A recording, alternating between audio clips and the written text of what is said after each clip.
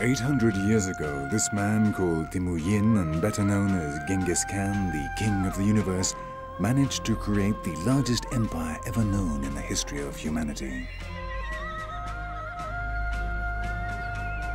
It all began in the year 1190 when Genghis Khan managed to bring together the different nomadic tribes of Mongolia in a single powerful army of 200,000 men.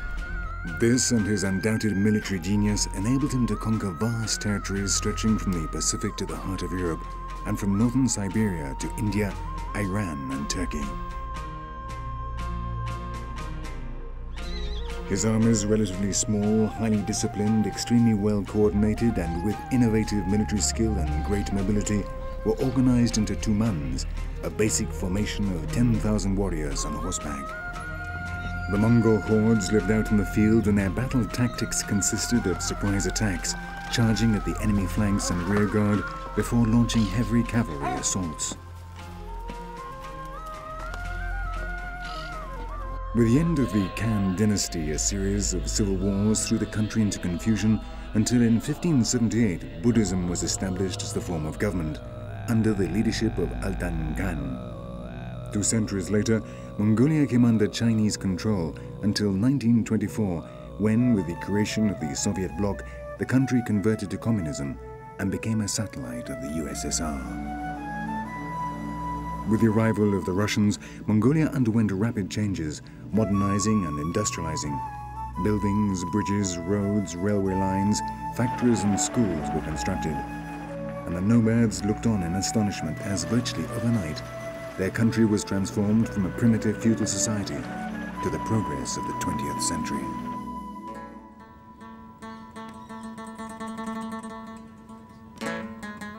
Ulaanbaatar became the new cosmopolitan capital of this renewed country, designed in accordance with the cold, impersonal urban planning standards of the Soviets. The result is an atmosphere which gives the visitor the impression of having landed in a lost remote city in Siberia. But with the fall of the Berlin Wall in 1989 and the consequent disintegration of the Soviet bloc, the Russians left just as quickly as they had arrived. And overnight, Mongolia was completely paralyzed, suffering political and economic collapse from which it has still far from recovered. Since then, the city has rapidly deteriorated and its inhabitants struggle to survive as best they can.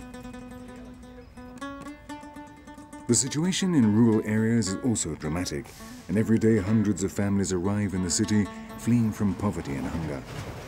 The new settlements which have been established in recent years have doubled the surface area of Ulaanbaatar, and it's calculated that around 40% of the city's inhabitants still live in gers, the houses of the nomads.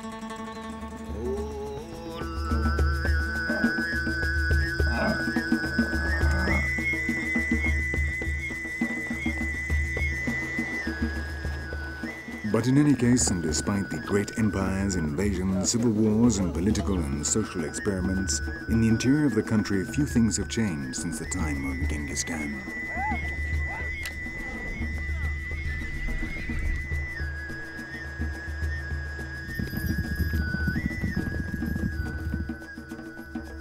On the vast Siberian steppes, where winter lasts for 10 months, the life of these nomads is virtually the same as that of their ancestors.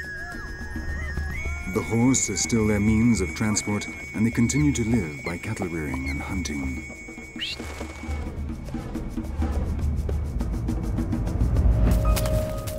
This is the story of 3 ethnic groups which, though they inhabit the same territory, have different cultures and traditions. But with one common denominator, they are all heirs of Genghis Khan.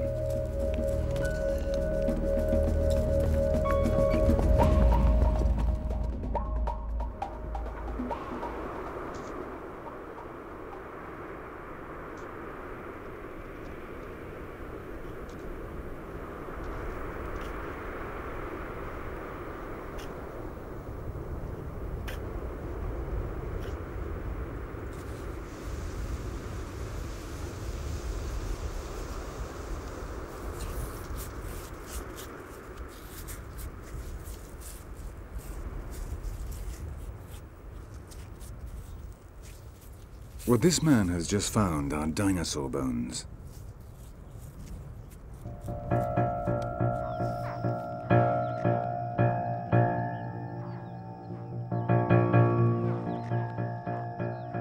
Since Roy Chapman Andrews, whose life inspired the character of Indiana Jones, discovered the first dinosaur eggs in the Gobi in 1921, this desert has become a magnificent laboratory for scientists and paleontologists. With their excavations, they have been able to find answers to many questions, establishing, for example, that the dinosaurs disappeared from the Gobi as a result of avalanches and sandstorms at least 16 million years ago.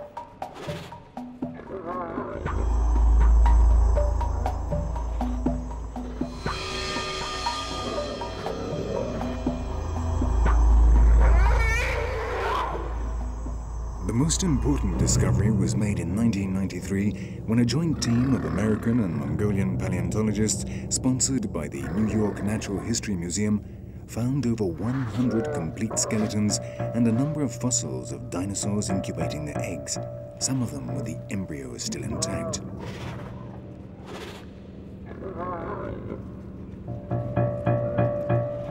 And though the majority of these finds are now on display in the major museums of the West, the Ulaanbaatar Natural History Museum is a magnificent place to find out more about these animals that lived on Earth 250 million years ago.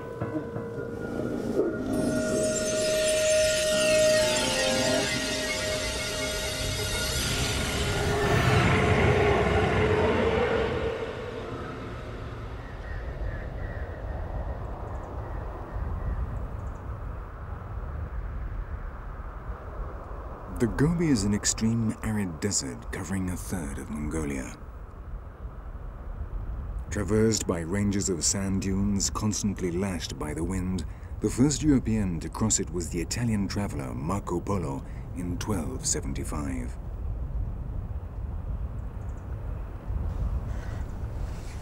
With temperatures of up to 50 degrees centigrade in summer, which generally fall to 40 degrees below zero in winter, life in the Gobi is harsh and difficult.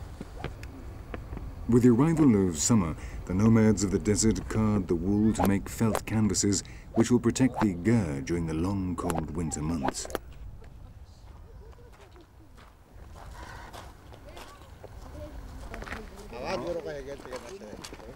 It is also a good time to collect and store camel excrement.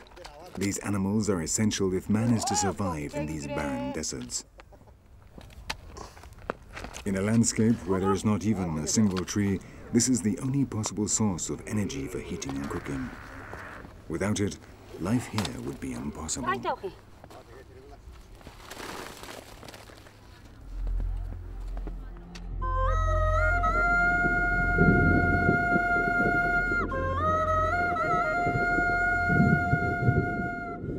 But every year with the summer storms, the Gobi gives a brief respite to its inhabitants.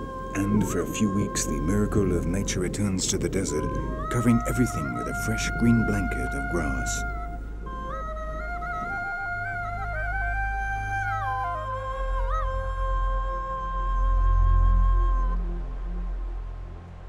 Water once more runs between the dunes and is thirstily absorbed by the parched, cracked land. And the Gobi again comes to life.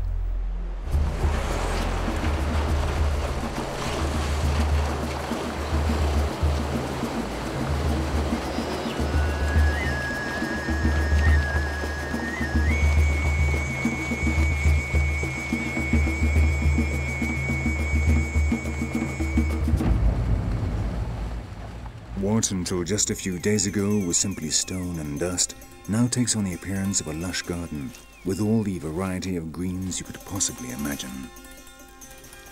The storks stop off here to regain their strength on their way to the cooler lands of the north, while in the Guramban Saikan Nuru Mountains, the almost exclusive domain of wild goats and scavengers, the ibex descend from the summits in search of food.